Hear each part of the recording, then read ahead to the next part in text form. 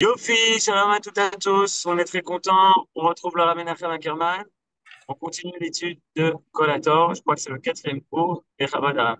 Bien sûr, Ok, c'est Lélo Nishmat, Michel et Gérard Sanès. voilà, ok. Toda Rabba, Az Nachon. Donc, je vais ouvrir tout de suite notre texte d'étude. Alors, on continue de là où on s'était arrêté. Euh, on s'est arrêté là. C'est-à-dire, la semaine dernière, on a vu que, de nouveau, que je fais plus d'introduction, on est déjà dans le premier chapitre qui donne l'essentiel de toutes les grandes idées. C'est-à-dire, actuellement, on est déjà en train, avec le premier chapitre, de tout expliquer. On va pas le finir aujourd'hui, on va avancer. Et, euh, et une fois qu'on aura fini le premier chapitre, pour ceux qui auront suivi, vous aurez tous les éléments principaux et ça nous permettra de les développer dans les 6 chapitres suivants qui, en fait, vont reprendre tous les thèmes, mais les développer. C'est pour ça que j'essaie de ne pas tout dire dans le premier chapitre, c'est-à-dire de dire suffisamment pour établir que vous ayez et que nous ayons ensemble une compréhension fondamentale de base des choses, mais ça va se développer après. Alors, euh, le, ce paragraphe-là, on est dans le premier paragraphe, il est là pour donner, pour expliquer la grandeur du Gaon de Vilna. C'est-à-dire qu'ils ont commencé, celui qui a rédigé, par montrer pourquoi le Gaon de Vilna c'était un vrai Gaon. C'était pas un génie, c'était lui, la Neshama de Mashiach Ben Yosef de son temps. De nouveau, depuis il y en a eu d'autres parce que à chaque génération il y en a un, mais lui il a vécu entre 1720 et 1797, si mes souvenirs sont. Il a vécu 60 et quelques années, donc ça fait longtemps pour nous.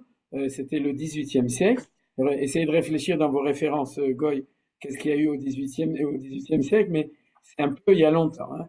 1789, ça vous dit quelque chose. D'ailleurs, c'est pas par hasard que la Révolution française est au même moment que le début du Ta'alir de Mashiach Ben Yosef. Ça, c'est pas marqué dans le Collator, mais c'est vrai que Manitou, il faisait allusion à ça, et c'est vrai que c'est quelque chose à laquelle il faut réfléchir. Mais en tout cas, euh, mais en tout cas, le texte du Collator fait l'élégie du Gaon de Vilna, le Gaon Rabbi Eliyahu de Vilna, en disant que c'était lui, la Neshama de Mashiach, ou la personne qui était là, et que c'est pour ça qu'il a écrit et que surtout qu'il a fait. Parce que ce qu'il a fait, petit à petit on l'apprend, c'est que c'était lui le premier qui a commencé le processus du sionisme. Quand on arrivera, on aura l'occasion, je vous ferai un petit topo historique.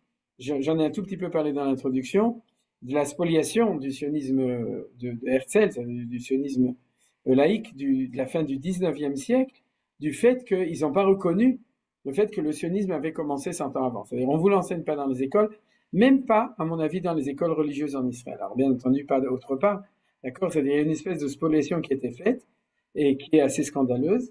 Mais pour nous, il ne faut pas trop parler du mauvais, il faut tout simplement remettre les pendules à l'heure. Le sionisme a commencé au milieu du 18e siècle, lorsque le Gaon de Vilna a tout d'abord essayé de monter en Israël. Quand il a vu, après 2 fois, que ça ne marchait pas, alors il a dit, c'est pas grave, de toute façon, je ne dois pas monter tout seul, je dois monter avec mes élèves, j'envoie mes élèves, et c'est pour ça que la première Aliyah, Aliyah Rishona, c'était celle des élèves du Gaon de Vilna, qui était au début du 19e siècle, en 1800 et quelques. Première Aliyah, Aliyah Rishona, non pas comme on l'a appris à l'école, que la Aliyah Rishona c'était les Bilouim, à la fin du 19e siècle, non, 100 ans avant en gros, au début du 19e siècle, on a la première Aliyah. Donc, pour continuer, c'est pour cela que Dieu a fait descendre le Gaon du ciel, c'est-à-dire on parle bien entendu, il n'est pas descendu du ciel comme ça, on parle de la Neshama, c'est-à-dire le Gaon de Vina qui était un énorme kabbaliste, comme vous ne le saviez pas, sauf vous, c'est-à-dire que les autres en dehors ils ne le savent pas, ils croient que le Gaon de Vilna c'est l'anti-kabbal, c'est le lituanien par excellence, c'est-à-dire qu'il ne fait qu'étudier de la Gemara et de la Halacha. Alors c'est de nouveau aussi une falsification historique, non pas du côté des sionistes, mais du côté des religieux. Vous voyez, tout le monde falsifie, c'est-à-dire les uns pour dire qu'il est le Gaon est à nous, et les autres pour dire que le sionisme est à nous. Mais de toute façon, quoi qu'il en soit, tout ça, c'est faux. Et le Gaon de Vilna, qui était un vrai kabbaliste, c'est pas qu'il connaissait, c'est qu'il parlait avec Dieu. Les vrais kabbalistes, ils ont Ruach HaKodesh. Il savait qu'il connaissait qui il était, il savait qui était sa neshama, il savait quel était son rôle et pourquoi il était venu sur Terre. Il n'était pas venu pour fonder les chivotes de Ponievitch et de Mir et de Slabodka ou de Merkaz Arabe. C'est vrai, annexement, mais il était venu pour commencer le processus qu'on appelle le processus messianique, qui commence par le Mashiach ben Yosef. Alors c'est ce qui est marqué ici. C'est pour cela que Hachem a fait descendre le grain du ciel. Selon le Sod, le petit sera un millier, qu'on a vu la semaine dernière. Et alors on reprend le verset, c'est un passouk de Ishayahu 60. Akaton yel elef, vatsaïr le goy atzum, ani Adonai be'ita achishen. Alors, la fin du passouk nous indique le fait qu'elle parle du processus messianique, puisque c'est ce passouk qui est pris en référence dans le Talmud de Babylone, traité de Sanhédrin, chapitre 10, Perek Relek, dans lequel la Gemara demande, est-ce que le processus messianique viendra en son temps ou il viendra avant son temps? Ça, on l'a déjà vu, je le répète parce que c'est pas grave, ça nous permet d'intégrer les notions, c'est-à-dire, Achishena, ça veut dire accélérer, j'aurai vite, c'est-à-dire Achishena, l'achish, ça veut dire accélérer. Et la Gemara a dit, Ani Hashem, ça c'est bien, on sait que Dieu c'est lui, d'accord? Il dit, en son temps, virgule, j'accélère. La Gemara, elle dit, ça tient pas la route.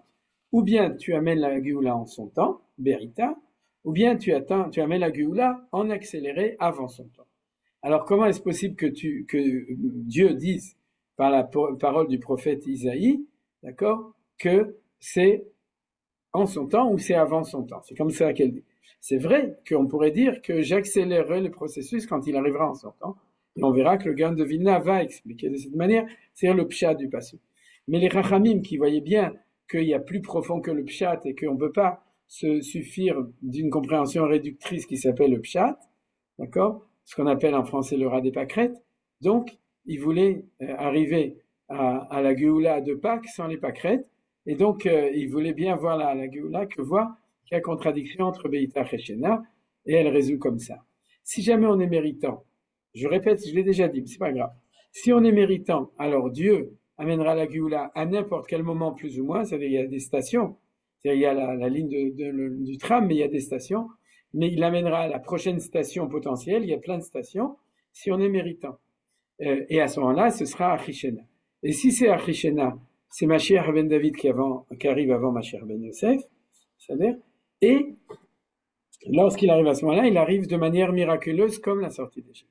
Par contre, deuxième option, toutes les stations Kalou Kolakitsim, c'est-à-dire toutes les stations, on n'était pas méritant, donc le train ne s'est pas arrêté à cette station. Alors, il y a la gare de Lyon, ouais, le Mashiach ben David s'appelle Arié, c'est pour ça que c'est la gare du Lyon. Et donc, il y a la dernière station, et à ce moment-là, ce qu'on appelle le lifeline, non pas le deadline, c'est-à-dire la dernière station où le train ne peut plus continuer, tous les voyageurs sont appelés à descendre du train, et à ce moment-là, c'est la Géoula qui viendra en son temps, ce qu'on appelle le Beïta, c'est ce qui est marqué ici en bleu. Et à ce moment-là, nous dit le Gaon de Vilna, là la Gemara s'arrête et commence l'enseignement du Gras, de Kolator. Il nous dit, si ça arrive en son temps, à ce moment-là, ça va arriver avec 3 caractères essentiels. Premièrement, le caractère de en son temps, c'est qu'il n'y a pas de miracle révélé, c'est-à-dire ça se passe de manière naturelle, c'est-à-dire ça arrive avec un processus naturel, c'est-à-dire premièrement. Deuxièmement, le Mashiach qui débute le processus, qui a comme caractère le fait de le faire marcher naturel, c'est Mashiach ben Yosef. Et troisièmement, c'est pas accéléré, ça arrive léat. Vous avez compris? C'est-à-dire il n'y a pas d'achishena, il n'y a pas d'accélération, ça arrive. Pourquoi ça arrive léat? Parce que tout processus naturel arrive léat. Pourquoi?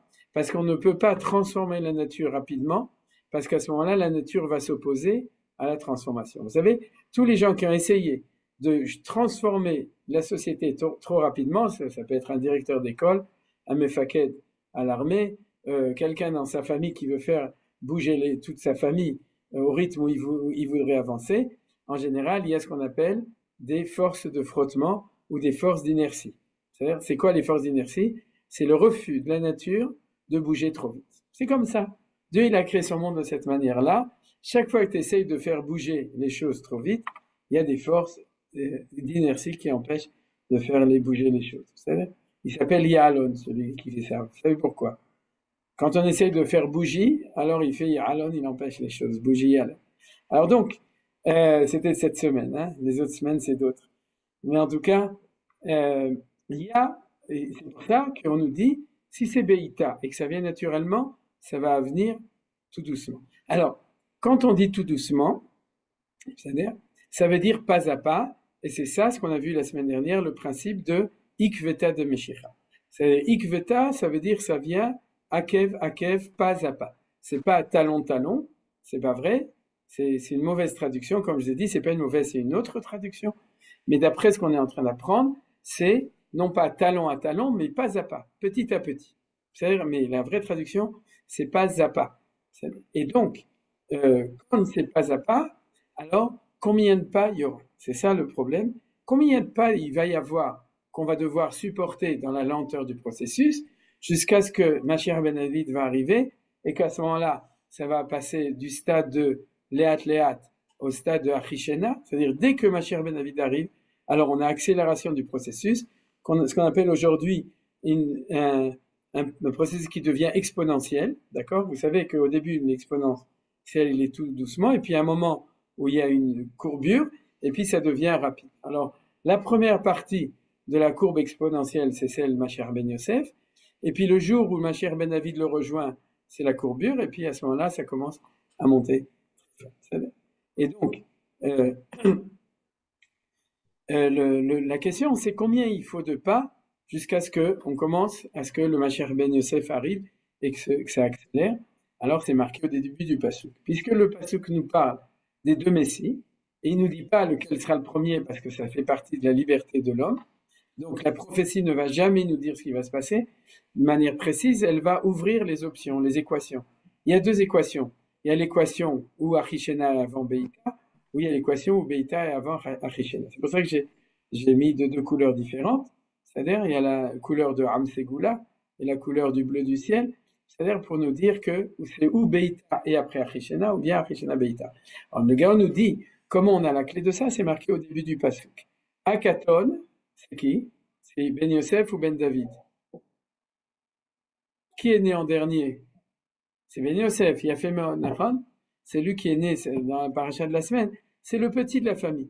Le petit, c'est Benjamin, celui qui est avant, c'est Yosef, mais c'est les deux petits, Nahon petit à petit. Et donc, le Katon, c'est le Mashiach Ben Yosef, Yel et Elef. À un moment, alors il faut mieux le mettre je vais le faire dans la bonne couleur, en violet, c'est-à-dire le Katon, on va le mettre en bleu, pour lire les choses. C'est-à-dire le Katon, c'est Yosef, il va avancer petit à petit jusqu'à 1000. C'est-à-dire que 1000, c'est Ben David. Alors on va tout de suite voir pourquoi, parce que c'est un cours de mathématiques. On va voir comment ça marche, c'est-à-dire de mathématiques hébraïques. C'est-à-dire, mais en tout cas, lu comme ça, le Katon, il va avancer 1, 2, 3, 4, 5, 6, 7, 8, 9, 10, jusqu'à 999. Et quand il arrivera à 999, il aura complètement complété son rôle. Et à ce moment-là, on pourra passer à 1000. Et quand on sera dans le 1000, alors c'est qu'on sera passé au moment où Mashiach ben David va arriver. Alors là, on voit le génie de si vous voulez, de comment est-ce qu'on associe la pensée, la prophétie, le textuel de la nevoie, d'accord, dans sa lecture, les mathématiques et la Kabbalah. Tout ça, ça va ensemble dans cette explication. Donc il faut s'accrocher. C'est-à-dire donc, vous avez compris la mathématique. La mathématique, c'est 6000. C'est en langage secret codé, c'est Achishena, donc c'est Mashiach ben David. Donc les pas à pas, les Kveta de Meshicha, c'est 999 pas, et c'est comme un processus qui arrive à sa perfection. 999, c'est la perfection de l'essence de Mashiach ben Yosef. C'est, puisque c'est la perfection, il a fini son rôle, donc on passe au 1000, on passe à celui d'au-dessus. Donc il y a un secret qui s'appelle 999, 999, 999, qu'on va étudier aujourd'hui, aucun rapport avec le pont neuf, d'accord? Vatsaïr, le Goyatsum. Tsaïr, c'est de nouveau, pour reprendre Atsaïr, c'est Yosef. Le Goyatsum, c'est énorme, d'accord? Un peuple énorme. Alors ça va être de nouveau passage au niveau Ben David. C'est-à-dire, vous avez compris, Ben David avec Mashiach ben Yosef, parce qu'on va voir qu'ils travaillent ensemble. Mais c'est-à-dire, ils rentrent aussi sur la scène à ce moment-là. Donc vous voyez, vous avez compris le texte. Alors, comment est-ce que le Gaon de Vilna va nous l'expliquer? Il va dire comme ça. C'est, selon le Sod, comme c'est la Kabbalah, c'est un secret, ouais, le petit sera un millier, c'est le verset, Et tet, tzadik final, ça fait 999. D'accord. Alors, comment on arrive à ça? Je vous explique tout de suite. Et puis, après, on continue. Alors, c'est marqué ici dans les remarques, je l'ai rajouté. C'est que c'est un cours de gematria. Un cours de gematria, vous l'avais aussi expliqué à peut-être une autre occasion, mais comme l'endroit où la source que, disons, il y a plein d'autres endroits. La preuve, c'est que vous avez ici l'écouté à grâce au Daotiot, page 41, vers Yitzhak, etc. Mais en fait, il y a un problème dans la mathématique des gématrias. C'est-à-dire, si on part du principe que la gematria, c'est pas ce que font les rabbins pour faire des jeux de mots sous la choupa pour expliquer combien le khatan et la kala, ils ont la même gematria, donc ils sont faits pour s'entendre l'un avec l'autre, mais que c'est quelque chose de sérieux. Alors, pour dire que c'est sérieux, de nouveau, c'est une science, c'est une véritable science, et c'est une science révolutionnaire. Pourquoi c'est une science révolutionnaire? Alors, je vous dis un mot, je l'ai déjà expliqué à d'autres occasions, parce qu'on a un dédain pour la gematria, on a tous, parce qu'on croit que c'est des jeux de rabbins pour pouvoir jouer avec les mots, c'est-à-dire et les transformer ou toutes sortes de choses comme ça. Pas du tout, c'est une science très sérieuse, c'est les mathématiques de la Torah. Alors, pour vous l'expliquer, vous allez très bien le comprendre. Lorsque je vois une pomme qui tombe, d'accord, d'un arbre, et puis ensuite je vois qu'il y a quelqu'un qui s'appelle Newton qui va le traduire en disant H égale K, non, GA au carré ou quelque chose comme ça, c'est la formule de l'accélération. C'est-à-dire, il va le traduire en chiffres, 9,80, etc. C'est l'accélération quand il voit une pomme qui est en train de tomber, ou bien le mouvement qui est suivi, qui est au niveau pas de la dérivée de l'accélération, mais au niveau du mouvement lui-même. C'est de la physique simple que vous connaissez sûrement en grande partie. C'est-à-dire, lorsque celui-là, il voit ça, Newton, c'est-à-dire, qu'est-ce qu'il fait? Il voit un phénomène qui est au niveau du mot, c'est-à-dire il voit tapuach nafal me'aetz, d'accord? C'est-à-dire c'est quelque chose qu'il voit au niveau de l'expression des mots et qu'il a une certaine intelligence qui est capable de transformer les mots en chiffres, d'accord? C'est dans l'enseignement de Manitou très important sur Hanouka. Peut-être qu'on aura l'occasion d'en parler, mais en tout cas la plupart de vous le connaissent. C'est traduire la réalité qu'on voit qui est une réalité de l'être, de la qualité, en une expression de la quantité. C'est-à-dire que pourquoi? Comment il peut le faire? Parce que Dieu a mis dans le monde deux niveaux. Le niveau supérieur qui est le niveau de la qualité, celui de l'être, et celui de la quantité qui est celui du chiffre. Est-ce que vous êtes d'accord avec moi à propos de Newton et de la pomme? Vous n'êtes pas paumé dans la démonstration. C'est Bessel, d'accord? Vous avez compris. Or, si c'est vrai au niveau de la nature, c'est aussi vrai au niveau de la Torah. C'est-à-dire, et au niveau de tout ce qui est dans le monde. C'est-à-dire que chaque fois que vous allez avoir quelque chose qui peut être décrit par un mot, par exemple, la dame Arishon qui a donné des noms, d'accord, aux animaux, ou le peuple juif qui est là pour donner le nom à tout, puisqu'on est des shémim, d'accord, on est là pour donner le nom aux choses, alors il y aura toujours deux noms. Il y aura le nom supérieur qui est le nom au niveau de l'être, et le nom inférieur qui est le nom au niveau du chiffre, c'est-à-dire au niveau de la valeur numérique. Et des fois, c'est plus utile dans la science de transformer en chiffre. Des fois, c'est assassin parce que c'est transformer l'être en matière. Ça, c'est l'enseignement de Manitou. C'est la raison pour laquelle on ne compte pas des gens. Vous savez, on n'a pas le droit de compter les gens, le mispar shemot, parce que compter quelqu'un, c'est assassiner son être et le transformer en numéro. Ceux qui l'ont fait de manière horrible et terrible, c'est les nazis Marchema Bezicha. C'est-à-dire de transformer l'homme, l'hombre en nombre, comme on dirait en espagnol. C'est-à-dire de transformer l'être en chiffre. Maintenant, c'est utile de nouveau, mais c'est le niveau le plus inférieur. Dans le Etzraïm, pour ceux que ça peut aider, c'est passé à la Sfirat Malchut de la description des choses. C'est-à-dire, la Sfirat Malchut, quand on parle de la chose en elle-même, c'est la Sphira la plus basse. C'est comme ça que c'est marqué dans l'Etzraïm. Quand tu es dans les 9 Sphirot d'en haut, tu es dans le nom, et quand tu passes dans celle de la Malchut, tu es dans celle relative. Tout ça, c'est la relativité, mais ça explique pourquoi la Kabbalah est extraordinaire, parce qu'elle a vraiment expliqué ce que c'est qu'un chiffre. Alors maintenant qu'on est comme ça, on est convaincu que la gematria, c'est la géométrie mathématique de la pensée hébraïque.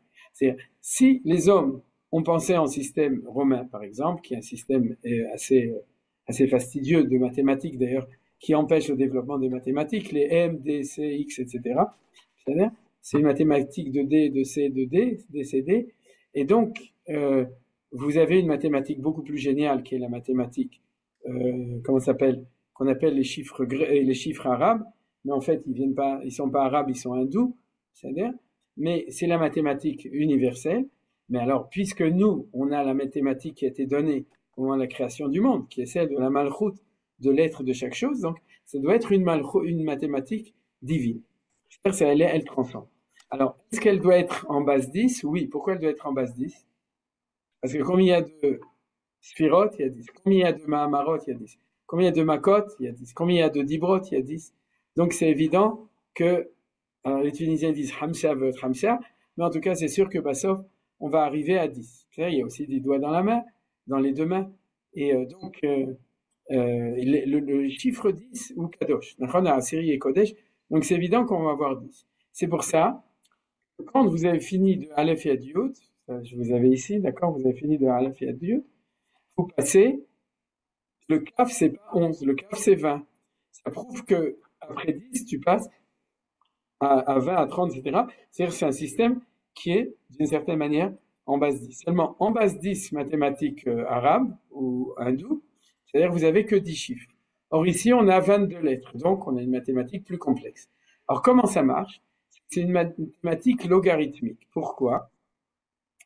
Parce que quand tu as fini les 10 chiffres qui t'aident à être en fait à 10 à la puissance 0, c'est-à-dire de 1 à 10, tu vas passer à 10 à la puissance 1, c'est-à-dire de 10 à 100. C'est-à-dire que les lettres suivantes vont être de 20 à 100.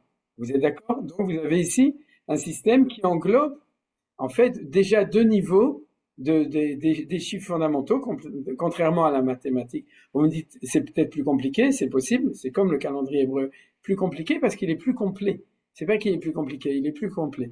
Vous avez donc, en fait, il faut 20 lettres. Vous êtes d'accord? Vous avez encore 2, 4, 6, 8, non, 19 lettres, parce que vous avez à avoir, le Yud, il est des deux côtés. En fait, vous avez à avoir 9 lettres pour les 9 premiers, ensuite le Yud c'est 10 plus les suivants, et donc vous avez avec 19 lettres, vous avez donc de l'unité à la perfection au niveau des unités et au niveau des dizaines. C'est une pensée logarithmique pour ceux qui connaissent ça. Et ensuite, on va dire, ok, on s'est arrêté là, non. Mais le bon Dieu, lui, il a dit non. C'est un système décimal, mais qui va être de manière logarithmique à 3 niveaux. Les unités, les dizaines et les centaines. Seulement, quel était le problème jusqu'à maintenant? C'est que l'alphabet, il s'arrête à Tav, mais Aleph à Tav. Et Tav, ça fait combien? Ça fait 400. Donc, ça veut dire que jusqu'à aujourd'hui, vous pensiez que le système mathématique hébreu était n'importe quoi, parce qu'il n'y a pas le choix, on a dû s'adapter aux lettres, et comme il n'y avait que 22 lettres, donc on est obligé de s'arrêter à 400, donc ça ne veut rien dire, entre guillemets. C'est en tout cas un système beaucoup moins complet que le système européen qui est très simple, puisque c'est un système qui n'utilise que 9 signes, ou 10 signes, pardon, et donc si on dit 10 signes, c'est un système simple. Alors, le problème, donc, qu'est-ce qu'on fait entre 400 et 1000? C'est-à-dire et 900. Parce que si j'arrive à 900, je peux arriver jusqu'à 999 sans jamais avoir besoin de répéter des chiffres. Donc, c'est un système qui est en même temps décimal et en même temps millémal. Nachon, c'est millénal, je ne sais pas comment, millénal. Ouais. C'est-à-dire qu'il a un yichud en fait, d'un système décimal et d'un système qui va jusqu'à 1000. Alors, comment il faut? Il nous manque 5 signes. Mais c'est pas vrai qu'ils n'existent pas, ils existent dans la Torah. Ils sont marqués clairement, c'est ce qu'on appelle le secret de Manatzpach. Manatzpach, c'est qu'il y a 5 lettres qui s'écrivent aussi de manière différente quand ils sont à la fin du mot et quand ils sont au milieu du mot. Donc les 5 lettres finales sont les 5 chiffres finales de la mathématique hébraïque. C'est 500, 600, 700, 800 et 900. Et grâce à ça, je peux arriver jusqu'à 1000 sans jamais me répéter. Donc, j'ai un système qui est basé sur un système de 1000.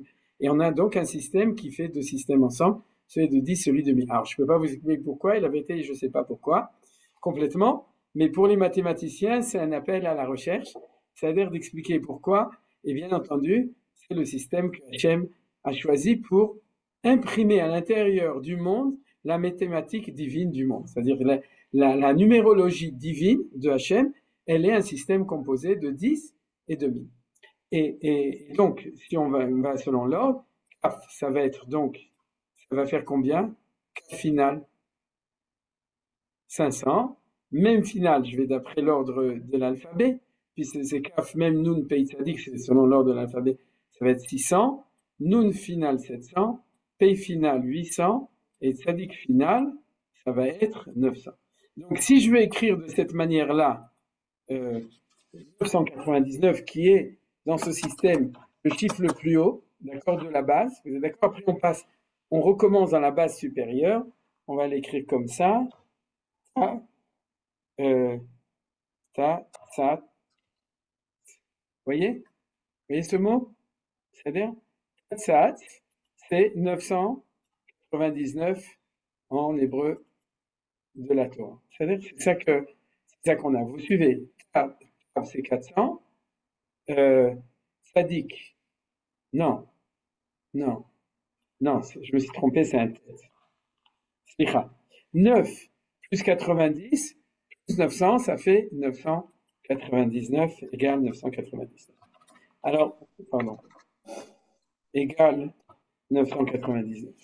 Alors, tout ça, c'était un petit peu fastidieux, mais c'était tout d'abord pour montrer combien la Torah émet à tous les niveaux. Elle émet au niveau de l'être et elle est aussi émette au niveau des mathématiques, c'est-à-dire elle a un autre système.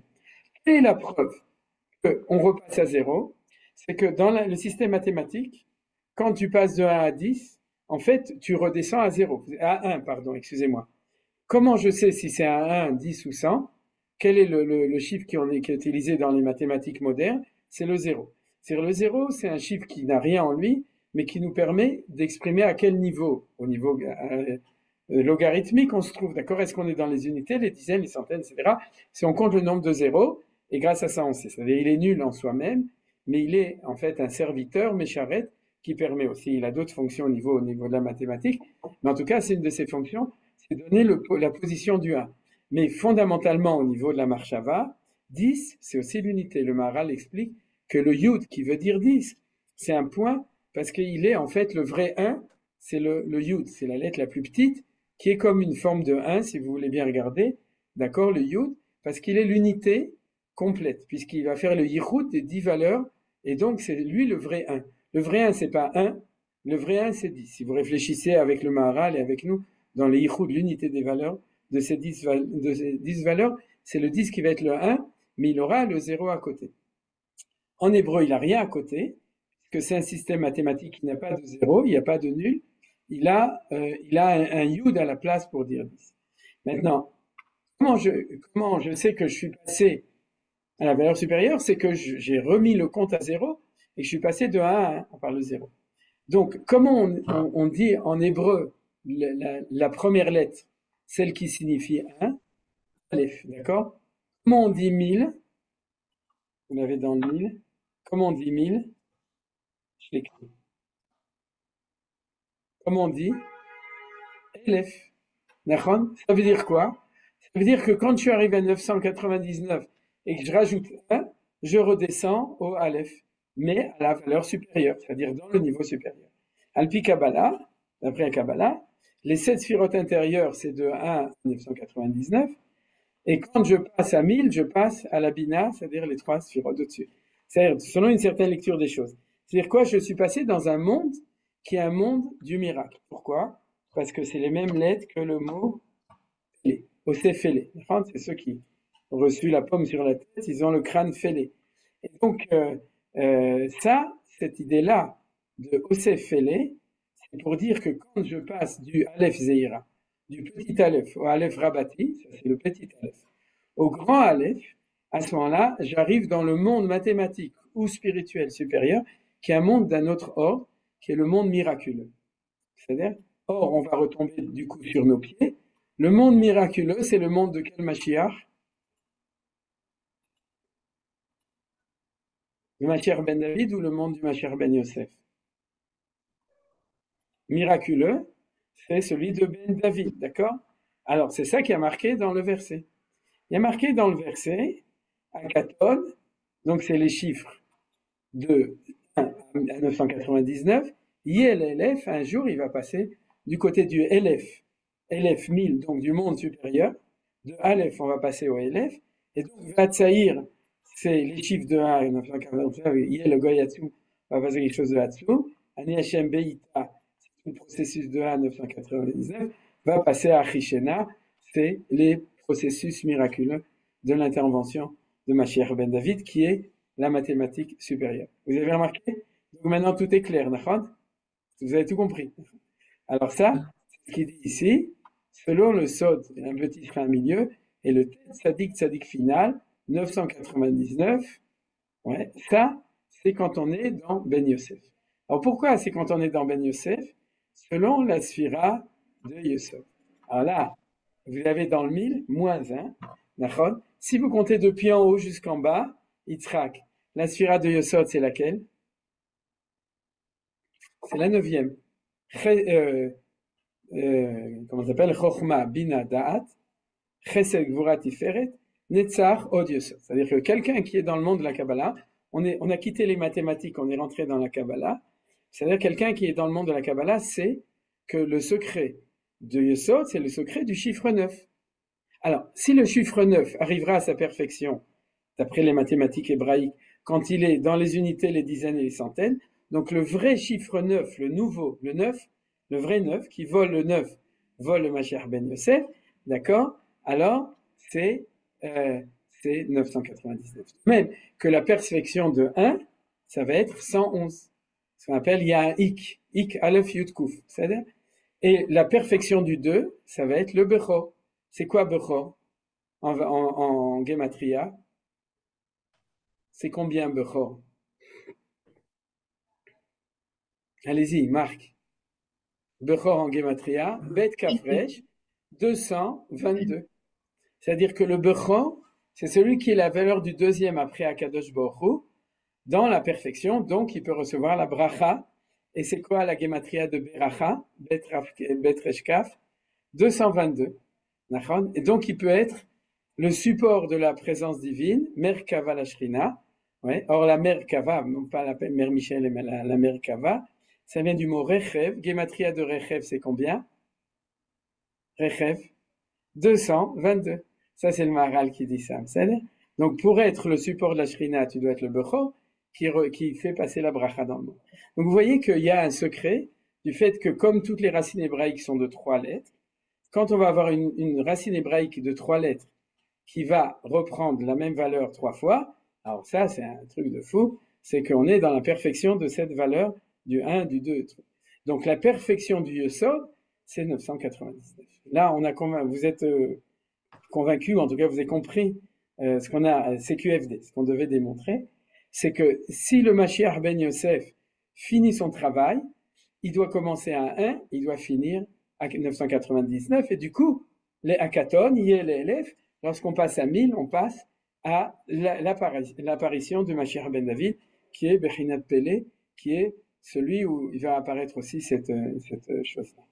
Alors, ce qui est extraordinaire, donc du coup, on a compris ça, l'élève, c'est-à-dire on va asymptoter ou on va augmenter petit à petit dans la fonction de 1 à 999, donc il y a, sans savoir quels s'en séparent, parce que nous, on ne sait pas. Même le Gaon de Vilna n'a pas écrit quels étaient ces différents stades, mais la notion de Ikveta de Meshicha, c'est-à-dire d'un Mashiach qui vient pas à pas, alors il y a 999 pas, parce que c'est dans l'essence. Vous voyez que on croit que c'est de la rigolade, c'est du jeu de trucs, mais je vous ai expliqué ça pour vous montrer combien c'est des choses qui sont, c'est aussi sérieux que ce que vous avez appris à la Sorbonne dans les sciences naturelles. C'est-à-dire, parce que c'est une autre science, c'est la science de la Torah, mais c'est tout à fait structuré, c'est sérieux, et la gamatria c'est sérieux, et les mathématiques c'est sérieux, et la Torah c'est sérieux.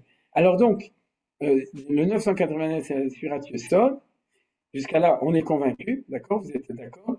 C'est-à-dire c'est le Yesod non pas au niveau des unités, 9, quand on n'a que 10 sphirotes, mais au niveau des unités, dizaines et centièmes. Et l'origine de la lumière supérieure, l'origine de la lumière supérieure, c'est le 1000. C'est-à-dire, pour y arriver, tu es obligé de passer tous les stades.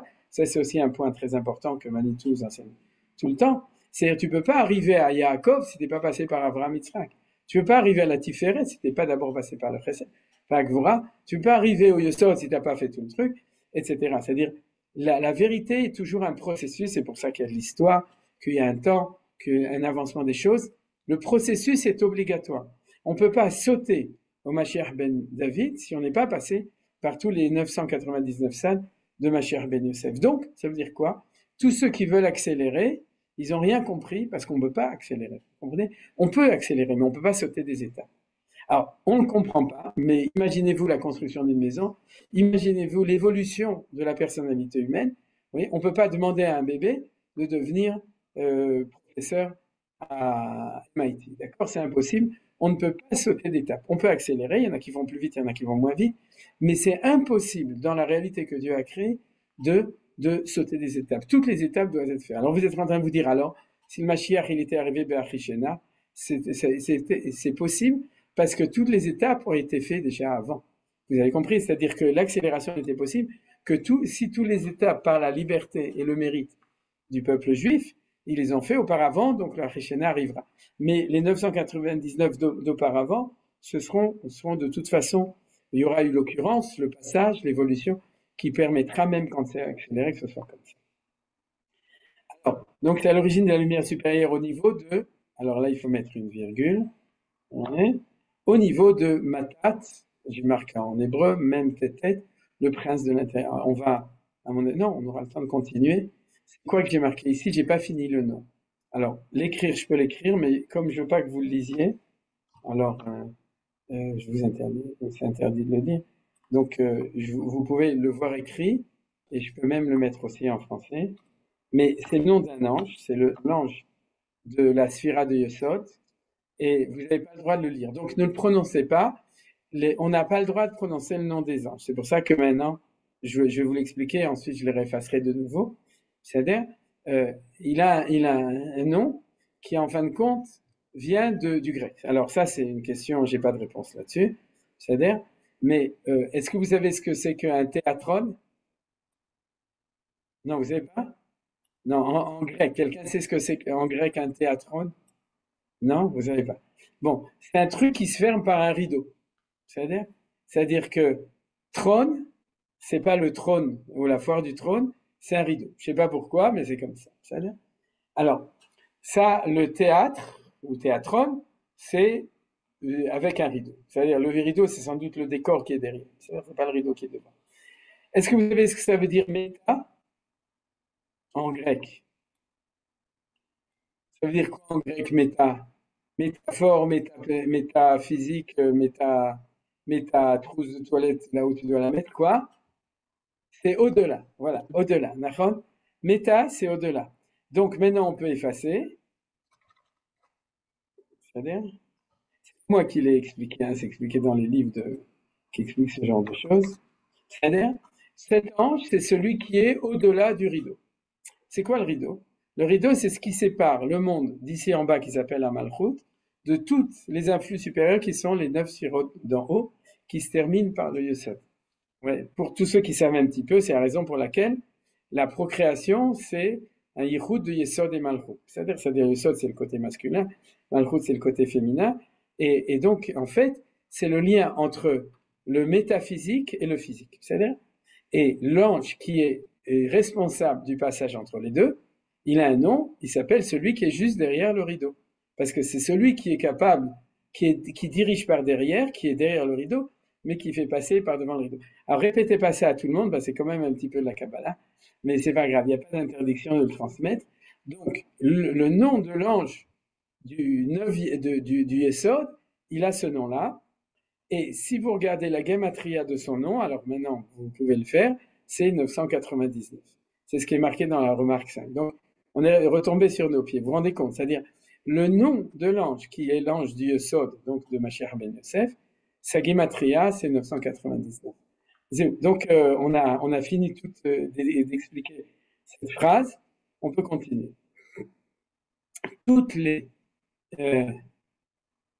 C'est dans les remarques, vous le retrouvez, toutes les allusions au commencement et les secrets des talents du Messie, jusqu'à la fin ultime incluse, ont été dévoilés à notre maître. Ça veut dire quoi?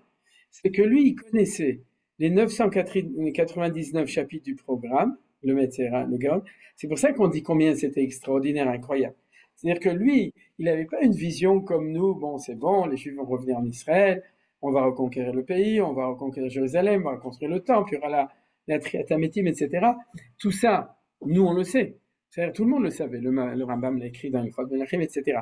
Mais lui, il connaissait le Gaon de Vilna par révélation divine.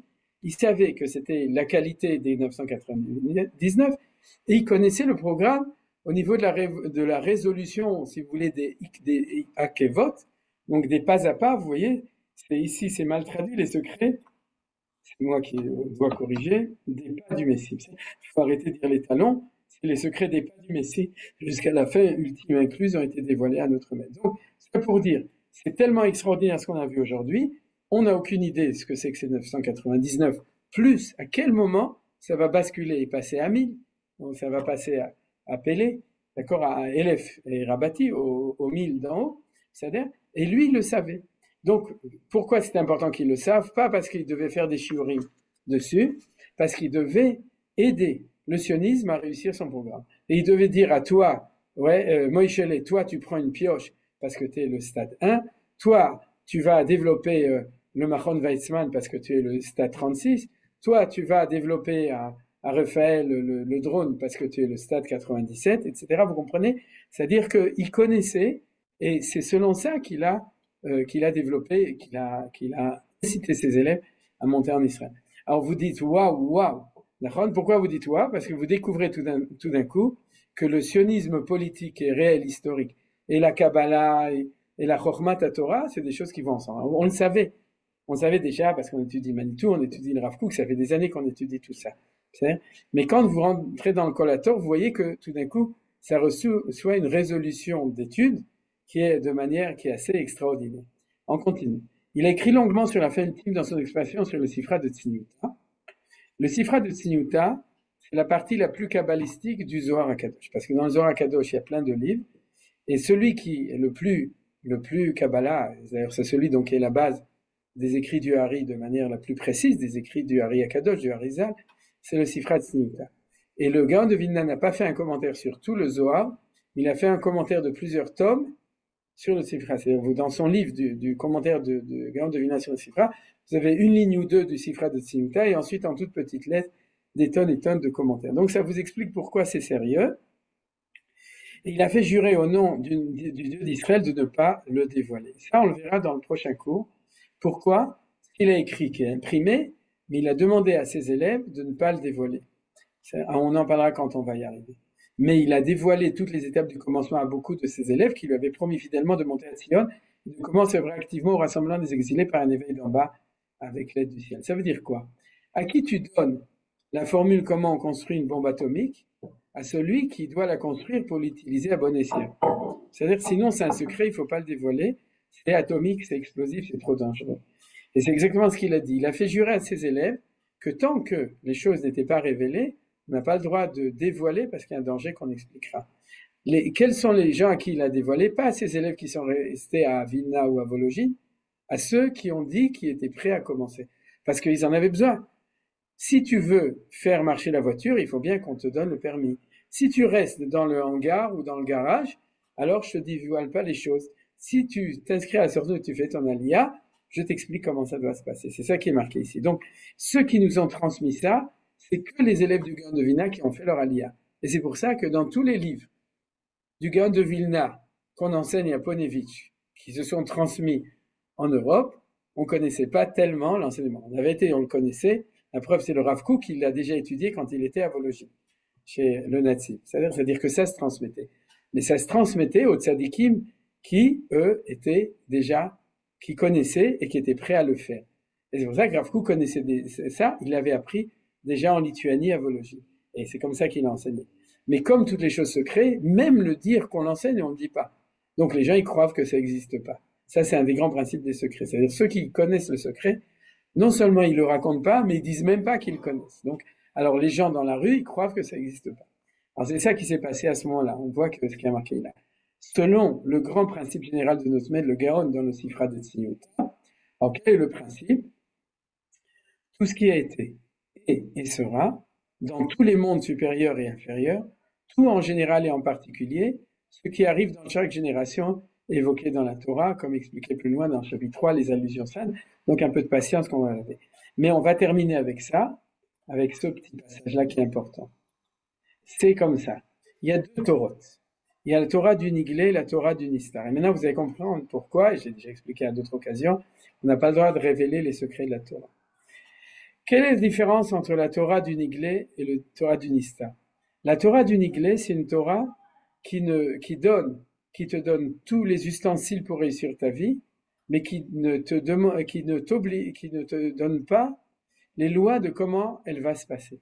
C'est-à-dire, elle te donne les mitzvot, les maasim tovim, les connaissances, comme des ustensiles, un tournevis, un marteau, etc.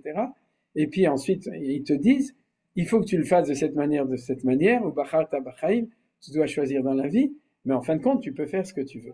Tu as tous les outils pour le faire, et ensuite tu dois choisir. Pourquoi c'est important? Parce que c'est une Torah qui va te cacher ce qui va t'arriver, et grâce à ça, tu vas être en situation de liberté de choisir ton destin tout seul. Il y a une autre Torah, celle qui est d'en haut, Chabad, c'est-à-dire la Torah qui est en haut, ce qu'on appelle le Torah Ta'emet, le Emet, c'est celle qui va te raconter tout ce qui va se passer. Tout ce qui s'est passé, tout ce qui se passe et tout ce qui va se passer. Pourquoi on n'a pas le droit de la révéler? Très simple, quelle est la réponse? Qu'est-ce qu'on casse si on révèle la Torah Tassod? Qu'est-ce qu'on casse? Nous, mais vous n'ouvrez pas vos micros. Libre arbitre. Le libre arbitre. Mais en fait, on casse le projet de Dieu. D'accord? Parce que le libre arbitre, c'est le fait que Dieu nous a donné la liberté d'être nous un acteur. Dans la Torah du Sod, on est des marionnettes. Vous comprenez ce que je veux dire? Dans la Torah du Niglé, on est des hommes pensant, décidant, réalisant le projet de Dieu. Alors, à qui on révèle le Torah Tassod? À deux personnes. La personne qui a déjà passé le processus. Donc on le dit, si tu te retournes en arrière, tu vois que c'est ça et ça et ça qui s'est passé. Puisque sur le passé, on peut le dire, sur le futur, on ne peut pas le dire, parce que sinon on va... Alors là, c'est plus facile de révéler le Sod, on peut le dire à tout le monde, et on va le révéler à celui qui, de toute façon, est suffisamment haut pour que la connaissance ne va pas faire ingérence sur sa liberté, parce que de toute façon, il fait la même chose que là-bas. C'est-à-dire, il est au même endroit, donc il parle avec Dieu, il est dans les mêmes sphères, donc ça ne va pas le déranger pour réussir son projet. Ça, c'est les tzadikim gdolim, c'est ce qu'on appelle les mekoubanim, c'est-à-dire les vrais. C'est-à-dire, c'est ceux qui ont le droit de le savoir, parce que ça ne va pas faire d'ingérence sur leur manière d'être libre. Et comme pour nous, c'est pas, alors on n'a pas le droit de ça. Non, c'est la raison pour laquelle le Gaon de Vilna ne pouvait pas le révéler. Pourquoi il ne pouvait pas le révéler? Parce que s'il avait révélé à tout le monde, vu que c'était le projet messianique qui n'était pas encore arrivé, il ne pouvait pas le révéler. Pourquoi nous, on fait des cours dessus? Pas sur quoi on fait les cours? Sur ce qui est déjà arrivé. C'est-à-dire que nous, on est 300 ans après, 250 ans après, et on est en train d'étudier ce que le Gaon de Vilna dans le futur, pour nous, est déjà passé. D'accord? C'est du passé. Donc, on peut le révéler. On n'a plus d'interdiction. Et par contre, lui ne l'a révélé qu'à ceux qui avaient besoin, parce qu'il y a une urgence, de révéler à celui qui va le faire comment il faut le faire. Donc, il leur a dit, mais il leur a pas tout dit. Il leur a dit, premier stade, deuxième stade, tu vas faire comme ça. Et après tu verras. C'est-à-dire, ou après, je le dis à celui où je l'écris, et puis celui qui viendra après, il le révélera petit à petit. Mais on ne peut pas tout révéler, sauf ceux qui étaient les plus grands tzadikim de ce processus, qui pouvaient le savoir, dont Rav Hillel Mishkov, qui a écrit le Kol HaTor déjà à ce moment-là. Vous comprenez pourquoi le Kol HaTor était un livre secret? Tant que ce n'était pas arrivé, ils n'avaient pas le droit, eux, de le divulguer, sauf, ils se le transmettaient, de maître à élève, avec une condition. Tu veux savoir? Prends ta pioche et commence à travailler. Prends ton ouzi et commence à tirer. C'est-à-dire commence à faire, et si tu es prêt à faire, alors je te dis comment faire. Je donne le mode d'emploi si tu es prêt à faire marcher la machine. Si c'est pour étudier à la yeshiva, alors non, tu n'as qu'à étudier de la Gemara. C'est-à-dire, si tu veux vraiment savoir les sodot de la Torah, alors il faut que tu sois avec El Maïm et la Torah. Vous savez pourquoi? Parce qu'on dit que la Torah, c'est de l'eau, donc celui qui va prendre les secrets de la Torah, c'est celui qui aura un seau d'eau. Le sod chez l'eau. C'est le sod. Voilà, alors on a fini le cours. Du coup, je fais juste un petit signe là pour dire, et je ne sais pas si vous avez des questions, parce qu'à mon avis, vous n'avez aucune question, parce que tout était hyper clair et limpide. Alors vous avez des questions? Comme disait Mathieu en rigolant, j'espère que c'est clair, mais si c'est pas clair, je peux le rendre encore un peu plus obscur.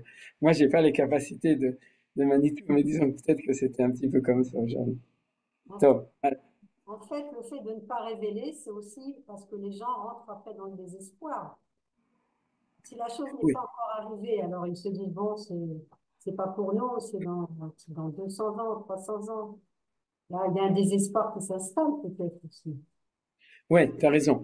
Mais de ce point de vue-là, même à ceux qui le font, il ne faudrait pas révéler. Là, il y a, si tu veux, dans la phrase du Gaon de Vilna, on voit que d'un côté, on révèle, parce que nous, on a l'habitude, on révèle ça aux tzadikim, d'accord? Mais là, c'est un petit peu une forme différente. On révèle ça à ceux qui sont prêts à prendre le défi, quoi. C'est-à-dire, si tu veux, si c'est comme ça, même ceux qui le font, il ne faut pas leur dire. Voilà, il y a quelque chose d'un petit chidouche, c'est que le chidouche, c'est que quand le temps est arrivé, tu dois révéler. C'est-à-dire, c'est pour ça qu'il y a marqué que dans le Zohar, il y a marqué Bisrout, Chiaskou, Bézé, avec le mérite d'étudier ça, on amènera la Géoula. Ou bien ce que Menachem Berejeger, qui est ici présent, a traduit dans son deuxième livre, c'est à Kriya Gdola. C'est là où le Rav Kook dit que si vous occupez pas du Sod, alors vous allez vous dessécher. Mais pas dessécher dans le sens que l'étude de la Torah n'est pas intéressante. C'est dans un sens beaucoup plus profond. C'est que vous risquez de perdre ou d'oublier ou de ne pas comprendre le mode d'emploi du Ta'alir. Tu vois? C'est ce que tu Mais dis, c'est aussi vrai, mais il y a plusieurs raisons. C'est-à-dire aujourd'hui, maintenant j'ai donné une autre raison.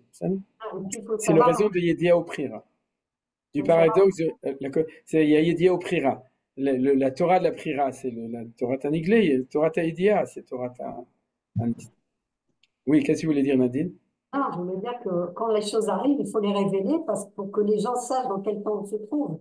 Mané Exactement. toujours elle disait, il faut savoir dans quel temps on se trouve. Il y a des gens qui ne savent, qui ne veulent pas dire, qui ne veulent pas reconnaître qu'on est déjà dans ce temps-là. Alors ils sont décalés au point de vue Ouais. historique. Et Mais c'est disons, ce grave. qu'il faut révéler essentiellement, c'est le passé et le présent. Tu comprends? Mais normalement, Manitou, par exemple, ou des grands comme ça, ils t'expliquent ce qui est passé, ce qui est présent. Mais c'est à dire, qu'est-ce qu'il y aura demain? Comme par hasard, c'est le seul qui va pas le dire. Tu vois, c'est-à-dire les Mm. rabbins ont rabbé, c'est-à-dire rabbénou. Et c'est-à-dire les rabbins qui veulent faire des adeptes, il va te dire, ouais, demain, Mashiach, machin, bidule, etc. Alors que tu remarqueras que nous, on s'occupe des sodotes de la Torah, mais on fait très attention à pas être des prophètes de bon augure, même si on pourrait le faire, pas moi, mais il y en a qui pouvaient le faire, qui peuvent le faire, d'accord? Mais ils le font pas. C'est-à-dire, le Rav Kook pouvait le faire, le Rav Drelio pouvait le faire, etc. Ils n'ont jamais fait, ils ont jamais fait ça. C'est-à-dire, ils parlent en fait des sodotes de Mashaïa ve Mashaïove, lo Mashaïe.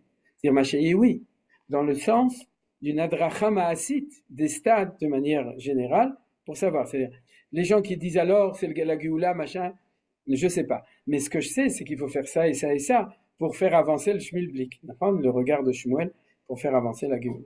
Ça, c'est quelque chose qui est tout à fait différent. Mm. Je crois que c'est Mais hyper important ce qu'on a dit aujourd'hui pour comprendre quelle est notre Torah. C'est-à-dire, les Torah, on a.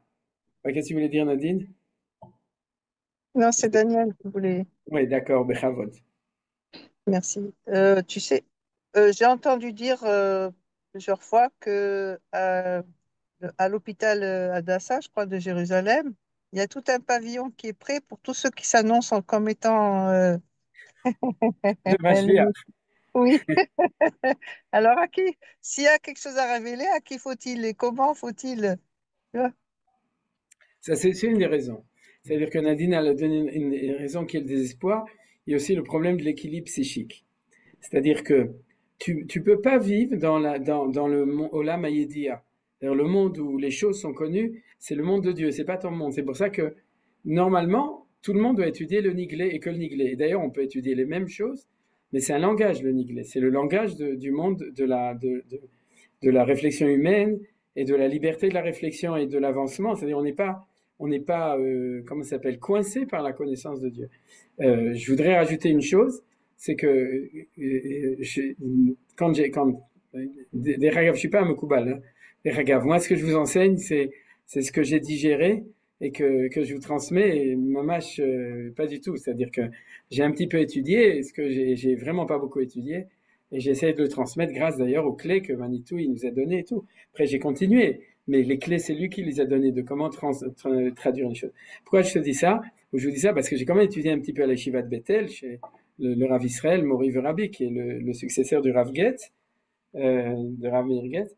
Et je peux vous témoigner que tous les 2 mois ou tous les mois, il y avait quelqu'un qui se levait et quand on étudiait, qui disait, mais alors je comprends pas, il n'y a plus de liberté parce que tu es en train de nous donner l'ordre des choses telles qu'elles est. C'est-à-dire, les gens l'exprimaient de manière complètement. Alors, en fin de compte, il y avait des réponses, mais il y a plein qui étaient données. Mais c'est plutôt l'exclamation, c'est-à-dire, c'est ça la vraie définition du sod. La vraie définition du sod, c'est de rentrer dans une. C'est pas du tout les sphirotes, les machins. C'est rentrer dans une manière d'étudier la Torah où tu découvres que le monde, l'ordre du monde, le Seder HaOlam, c'est un Seder qui est Yadoua, qui est organisé, qui est structuré et qui est prévu. Seder et qui est prévu par Hachem. Or, comme nous, on n'a pas le droit de le savoir, c'est pour ça que c'est un Sod. Ouais. En fait, c'est la Torah Havaya, Torah Yudke Vavke. Puisque c'est quoi Havaya? Haya au veillé, c'est-à-dire qu'il y a tout en même temps. Et ça, on ne peut pas savoir. C'est-à-dire, d'une certaine manière, on peut le savoir, pour autant que Dieu a décidé de la descendre dans notre monde à nous, parce qu'on étudie Torah Hashem. Mais Torah Hashem, quand elle descend dans la protection des levushim, des habits qui le font rentrer dans l'axe du temps, c'est-à-dire le passé au passé, le présent au présent, et le futur au futur. Je vais vous donner un tout petit remez, c'est que vous avez vu un Sefer Torah? Une fois, oui. Ouais, c'est-à-dire il y a des halachot, il faut qu'il soit enroulé à droite, enroulé à gauche et lu au milieu. Alors chaque fois vous demandez pourquoi Sefer Torah, c'est-à-dire pourquoi ça doit être comme ça, et c'est une halacha, c'est-à-dire que le Sefer, le mot Sefer, n'est que sur un Sefer Torah. Si ils sont enroulés que d'un côté, comment ça s'appelle? Un truc qui est enroulé que d'un côté, en hébreu, pas en français. Une Megillah. Megillah. Oui, qui est Milachon le Golel. Bah Et oui. un Sefer, c'est que comme ça. Un bouquin, ça s'appelle pas un Sefer, Al-Pi Chazal. Si tu veux dire que c'est un Sefer, c'est enroulé de 2 côtés. Pourquoi? Parce que c'est extraordinaire. Tu lis la Hamouda du présent où tu es, tu as déjà enroulé tout ton passé, que tu connais, et tu as enroulé tout ton futur, qui n'est pas encore arrivé, et qui est caché par le fait qu'il est enroulé. Donc on ne s'est pas fait rouler par Dieu, on se fait dérouler, mais selon le Sod à Sefer. Sefer, Sphirot, espérance, etc. Vous voyez, tout se trouve dedans. Top, encore une question? Une remarque? Oui, moi je me posais la question, en fait, le fait de ne pas dévoiler, de ne pas savoir, c'est qu'en fait, je me demande si c'est parce qu'en fait, on ne sait pas qui va participer, qui va faire partie de ce futur. En fait, on a des étapes, mais je pense qu'ils peuvent pas, enfin, je sais pas, ils peuvent pas dévoiler parce qu'ils savent peut-être pas qui fera Il a fait partie. mieux. Alors, en fait, vous avez donné 3 pérouchim, super. D'accord. Le premier, c'est Nadine qui a dit s'il y a un danger de Yehush, si ça n'arrive pas comme on voudrait. Le deuxième, c'était Daniel, c'est qu'il y a un danger du Shigaon, c'est pour avoir de la parnassa pour les psychiatres. C'est-à-dire c'est le syndrome de Jérusalem, vous le connaissez. Ouais, il y a toutes sortes de dromes, mais il y a le syndrome. La fin, c'est celui de Jérusalem. Et donc, et puis, le troisième, c'est la non-interprétation exacte des choses. C'est-à-dire, et en fait, ça, c'est un des problèmes des Haredim. C'est-à-dire qu'ils savent qu'il y a un programme, et puis ils n'arrivent pas à faire le copier-coller sur la réalité. Pourquoi? Parce que pour eux, le Mashiach, ça doit être un grand barbu qui est sorti justement de Ponievich. C'est-à-dire que si c'est pas un grand barbu comme ça, c'est pas Bibi, c'est pas le Rav Kook, c'est pas Herzl, etc., ou c'est pas le Gaon de Vilna d'ailleurs. Si c'était à l'époque du Gaon de Vilna, ils auraient mis en anathème le Gaon de Vilna. Mais s'ils avaient entendu ce qu'il disait sur lui. Mais donc, c'est un des dangers. Si tu ne sais pas de manière précise, tu vas avoir la flexibilité de reconnaître les grandes lignes que tu connais dans l'événement. Il n'y a que ceux qui ont la science de pouvoir le faire coller l'un sur l'autre, qui auront le droit de le savoir, parce qu'ils ne vont pas se tromper. C'est-à-dire, ils sauront comment le faire adapter sur la réalité. Chazak, c'est très bien. Beaucoup de Bouchidushim. Alors, Zéo, on s'arrête là ou quelqu'un va encore dire quelque chose? Non, Zéo? Top. Alors, Bezrat Hashem, la suite au prochain numéro, comme on dit. Ah, Et, trop tard. Vakasha, Besimcha Rabba. Donc, on se retrouve, si Dieu veut, mercredi Merci pour ceux qui beaucoup. veulent, et l'année prochaine. C'est possible que dans les cours de... Non, c'est pas possible. C'est sûr que dans les cours du lundi, je m'arrêterai, peut-être les cours du mercredi, on verra, Attends, pour faire un peu de j'ai quand shiurim même, sur j'ai quand Hanouka. Oui, même, Daniel. j'ai une objection parce que finalement, si on admet que tout est déjà écrit dans le projet de Dieu, mais quoi? Dieu n'a donc pas sa liberté Moi, je Alors, pense, oui, qu'est-ce que tu penses? moi, Ouais, je pense que si tu veux, nous avons réellement notre libre arbitre et Dieu nous donne le choix, nous propose des situations dans lesquelles nous avons le choix de réagir comme nous le souhaitons. Et d'après, et d'après cette attitude, avec ses intentions et comme on dit, il voit le fond du cœur, le fond des reins, ben, il peut changer ses projets. Lui est libre en tout cas. Je pars de ce principe. Et du coup, il n'y a aucune raison qu'on ne le soit pas. d'accord. Alors, tu es rentré dans la question la plus classique des Yedia Prira,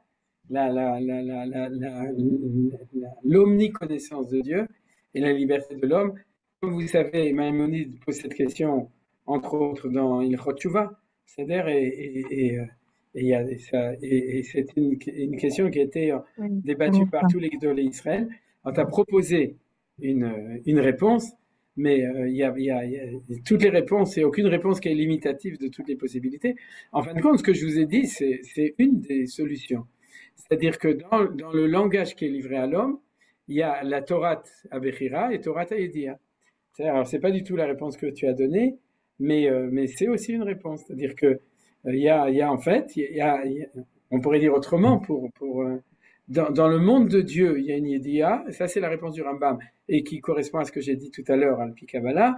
Dans le monde de Dieu, il y a la connaissance, dans le monde de l'homme, il y a la liberté, et Dieu ne nous dérange pas dans sa connaissance, dans nos libertés. Si on reprend les mathématiques, le monde de la connaissance de Dieu est dans le Aleph Rabati, et le monde de notre liberté est dans le Aleph Zira, de ce qu'on a appris aujourd'hui. D'accord? Il y a un cloisonnement entre les deux qui fait que Dieu lui-même s'est cloisonné pour nous permettre d'être en liberté. Bon, c'est une autre explication que celle que tu as donnée qui correspond plus à ce qu'on a dit aujourd'hui dans les Ouais, limites d'aujourd'hui. Mais d'accord. aucune réponse n'est limitée. Alors on s'arrête là du coup. La Yodia, c'est pas au niveau du clan, c'est la liberté au niveau Ah, de tout à l'individu. fait. Ça, c'est la réponse de Rav Tzihouda. Merci. C'est-à-dire, c'est encore une réponse. C'est que c'est la différence entre la sociologie et la psychologie. Ça, c'est ce qu'a dit Rav Tzihouda. C'est que si vous étudiez bien la sociologie, vous verrez qu'il n'y a plus de liberté humaine dans la sociologie. C'est-à-dire que les individus ne sont pas libres puisque la société régit les choses. Bon, c'est pas tout à fait vrai, mais je parle au niveau de la pensée philosophique de ça. C'est-à-dire, c'est pour ça que les sociologues ou les gens qui vivent dans une vision sociologique, et ils aiment pas respecter la liberté des gens, ça amène des dictatures. Et par contre, dans la psychologie, on s'occupe de la liberté individuelle et on se demande est-ce qu'il y a une possibilité de sociologie, c'est-à-dire d'un mouvement collectif, comme les mouvements browniens ou dans la physique, où les atomes sont libres, mais le mouvement collectif, PV sur T, pour ceux qui connaissent, il apparaît de manière constante. Alors ça, c'est aussi, ça fait partie des secrets de la Torah, qu'il y a une synthèse possible entre les deux. Et cette synthèse possible entre Dia et Prira, Rav Sudal l'a dit. Il a dit, lorsqu'on parle de la décision individuelle des gens, on est dans la liberté, dans la Bechira. Quand on parle du mouvement d'un groupe, c'est ce qu'on appelle les mouvements d'histoire, à ce moment-là, là se révèle aussi la Yedia. Pour ça, il faut étudier le Kuzari. C'est-à-dire, le Kuzari, c'est l'explication de cette manière de lire la synthèse de Yedia au Prira. C'est-à-dire, c'est pas vraiment, il y a d'autres choses, il y a d'autres endroits, mais en tout cas, c'est un des textes intéressants là-dessus. Voilà, du coup, il faut qu'on s'arrête. Daraba, On va jamais. Ouais. Daraba, wow. Menachem, Oui. ils viennent d'annoncer que la fille de Manito est décédée, Daniela. La fille aînée. Non. Oui, Oui, la fille aînée. Elle était malade? c'est pas, on voit la Moda Tevel maintenant. L'enterrement Quoi? l'enterrement a lieu à Kfar Saba demain. Qui c'est la fille de Manitou? Qui? Daniel, Daniel, c'est la fille aînée. la fille aînée de Manitou, tu connaissais pas? Regarde, mais il y a trois filles? Oui, Oui, oui. Il y avait Ah, c'est pour ça, j'ai un niveau choc, mais je la connais pas, oui, Daniel. pourquoi tu la connais pas? oui. Elle habitait à Non. Kfar Saba. Oui. Quoi? Elle habitait à Kfar Saba. C'est ça, mais je la connais pas. Kanireh, Sibot. Mais Baruch Dayan Emet Az Slicha, Shatem Haïtem Srim Liot Mevaser. C'est-à-dire pour vous, quoi, c'est triste, mais. Tov, alors dis-nous exactement tout pour les gens qui veulent le savoir, avant qu'on raccroche. Eh bien, l'enterrement aura lieu demain à Kfar Saba, à 11 heures du matin.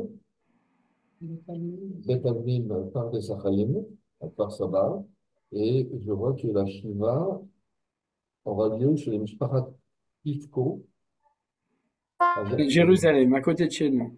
oui, Rehov Nahum Shabbai, voilà. Ok. Donc c'est Arnona, Mishpara Pivko, elle habite ici à côté de chez nous. Donc, top. J'imagine, du coup, ce sera dans les groupes de Midrashet Yehuda et tout. Donc, Oui, oui, Voilà oui. qu'on a vu. Oui, oui. ah, ok, בסדר, donc c'est déjà annoncé. בסדר. טוב, אז שנשמע בשורות טובות, ובעזרת השם, il faut finir sur le טוב, donc, שהקדוש ברוך הוא ישלח ישועות ונחמות על הפמille אשכנזי, לפמille de Manitou et à עם ישראל בכלל. שלום ולהתראות, ונשמע בשורות טובות. Merci d'avoir visionné cette vidéo. Je vous invite à vous abonner à notre chaîne InMode pour plus de replays, de conférences, de cours, d'interviews. Cliquez sur le bouton juste ici et vous êtes abonné à l'InMode. À très bientôt.